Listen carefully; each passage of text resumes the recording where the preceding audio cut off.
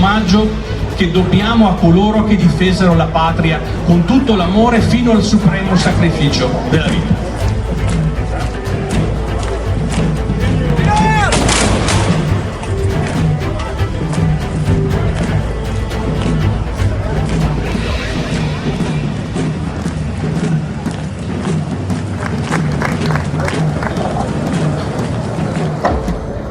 Noi, in realtà noi siamo un gran popolo. Siamo qua molto prima di Serenissima. Siamo qua al manco del 1200 a.C. Siamo sta il popolo che non si è mai sta sconfitto. Che a volte chi ne ha sconfitto semplicemente col tradimento. Per colpa anche, come che giustamente ha detto Maurizio, per i traditori interni. Però 3500 anni di storia.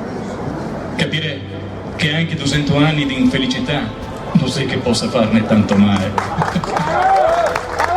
Certo, bisogna stare attenti, perché se fa se cancella storia, se fa se scancella i leoni, ma vedi io così che fa?